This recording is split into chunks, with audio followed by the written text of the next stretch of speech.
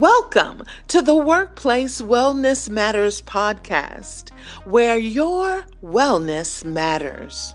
With your host, Belinda Fly, founder and CEO of HR Board and More, and Dr. Andrew Watley, wellness coach and mental health consultant. This podcast is made possible by the generosity of our sponsors. As always, thank you for your support and commitment to workplace wellness.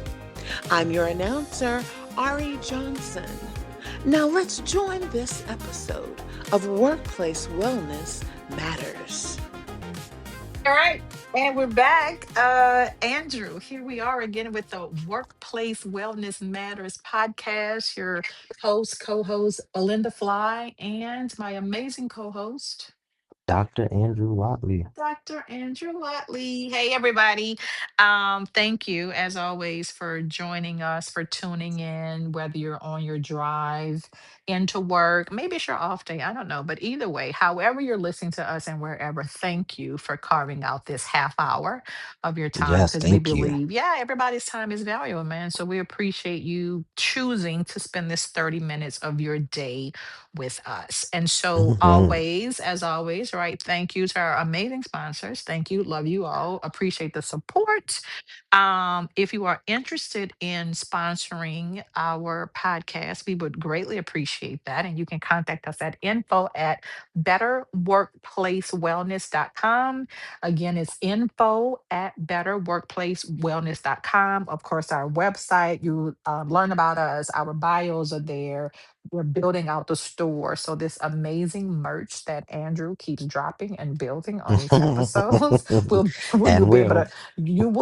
purchase on our store. So www.betterworkplacewellness.com. Want to make sure that you have that. Send us topics too. Like we got a list of topics that people wanted us to talk about. We're always open to what do you want us to talk about? Because again, to remind you, or for those of you that don't know, this is unscripted. This is like me and Drew having a conversation, and we Off the cuff. off the cup, which is what makes it so, I think, like natural and people are enjoying it because this isn't typed up and we're reading off of a teleprompter. This is us having a real conversation about real life and the topics that you all are sending to us. We make it a part of the conversation. So please, info at betterworkplacewellness.com.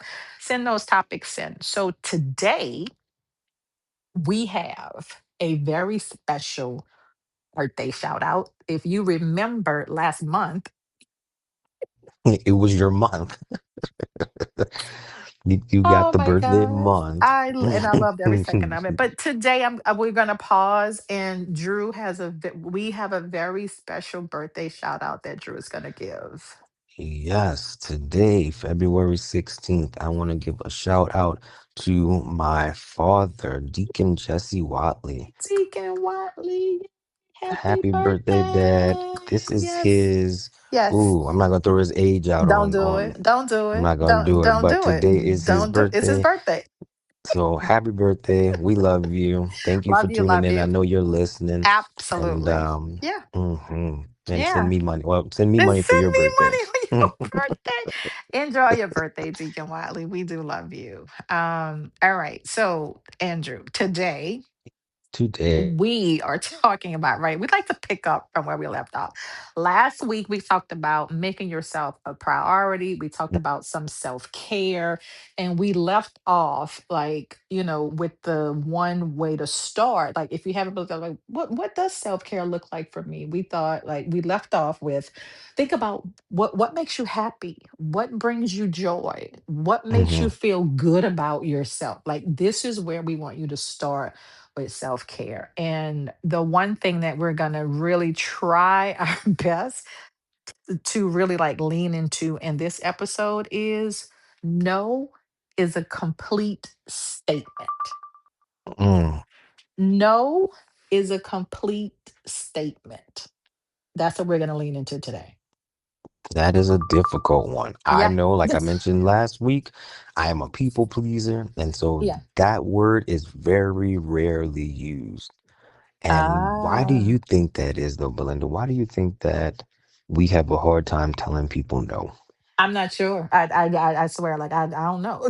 Because here is the thing. Because I think I think like what we should all start to do is to like redefine, right? mm, So even like people pleaser, it's a real thing. But like we talked in the last episode, if you caring for others makes you mhm, happy, brings you do joy, it. as long as it's not to your detriment, right? As long Mhm, as like me caring for you before me doing the things that I want to do for myself, as long as I'm not like, depleting myself mhm. trying to care for you, then I think it's a different thing. But like, no is a complete, why is it so hard? Because there's a negative connotation around no. Yep, there's a negative connotation.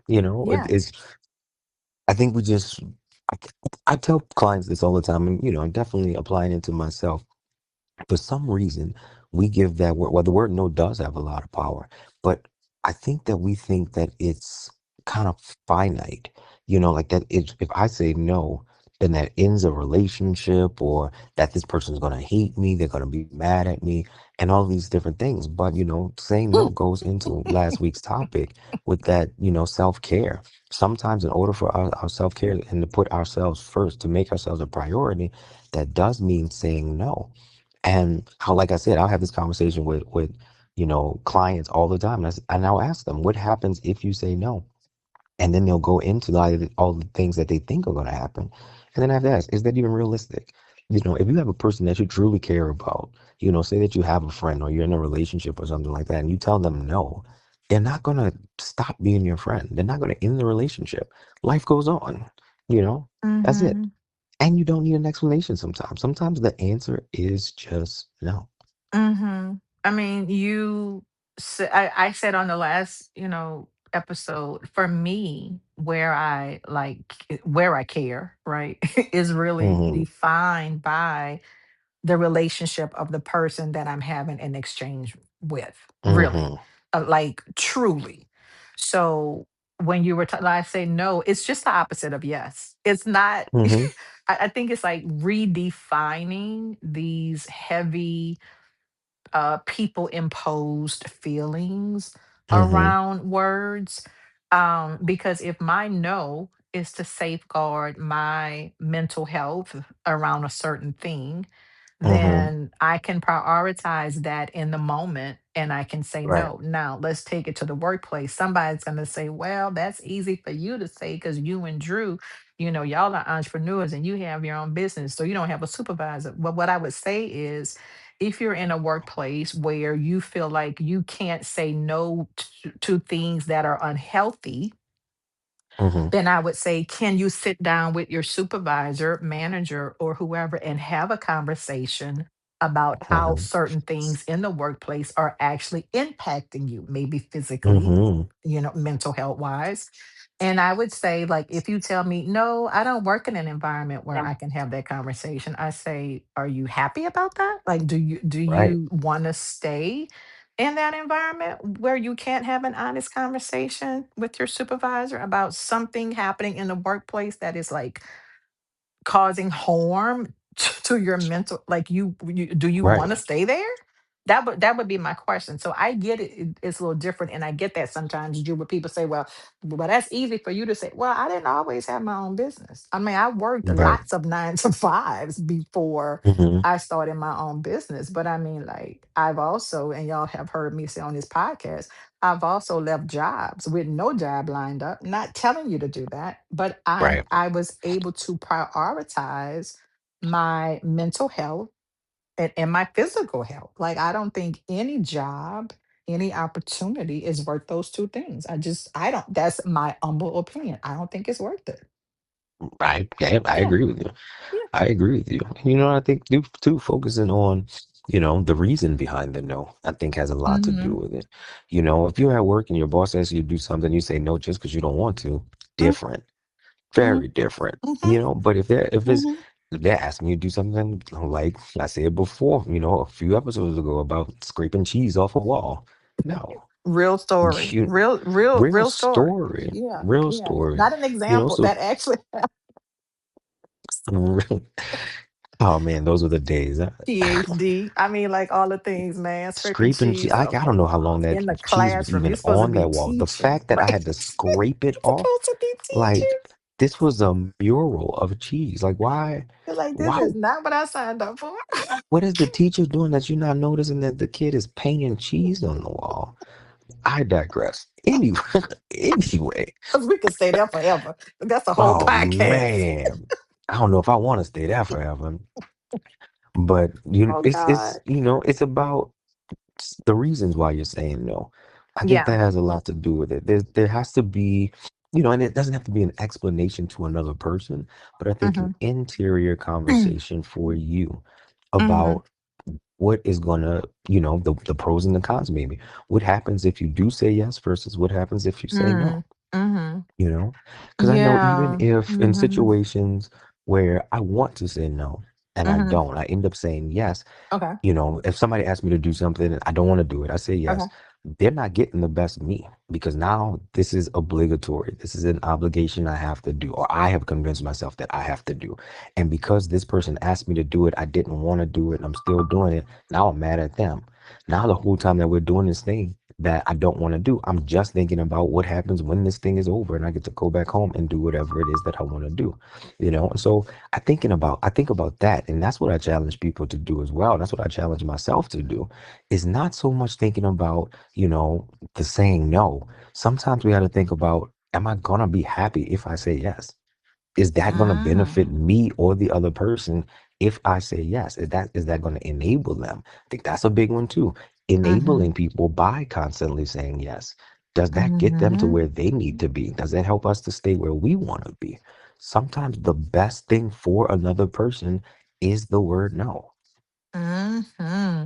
I think though Mm, there are people right in our lives mhm. that not only have a hard time saying no, but would say, I can't say no.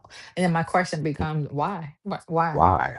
Why? Why can't you say no? Like in every Why? like why can't you say no? So to the point of like on the job to a supervisor, I think this is a real example I gave recently, is you could have work coming from several different different directions, or really your supervisor may be getting their the directives from their supervisor, right? And so Mm, and then it's coming down to you, and somewhere the management isn't realizing the number of things or the number of balls in the air that you are juggling at one mm, time. And what happens is a lot of times we sit and we just take it, not feeling like there's space to say, mhm, hold on, hold, hold on, I am drowning here. But to me, it goes back to the culture of the organizations, right? Is there not an opportunity for me to say, Drew, well, hey, I hear you. You want me to prioritize this project now, but I just want to, remind you, right? We've got these three things that are open ended. These three things are actively happening. Can we shift the deadlines on mm, these? Like it's just a conversation, right? It's not mhm, being insubordinate. It's not even saying no.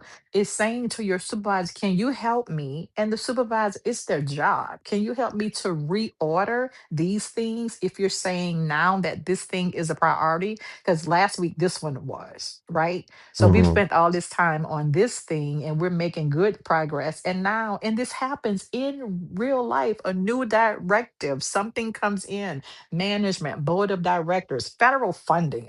I mean, it's real stuff happening, and it redirects what we're doing. Now I'm mad and frustrated, all in tears and mhm, stuff, when I could just use my words and I could say, Drew, I hear you. This is now the priority. We have these other things that we spent a lot of time on. What do we do with these?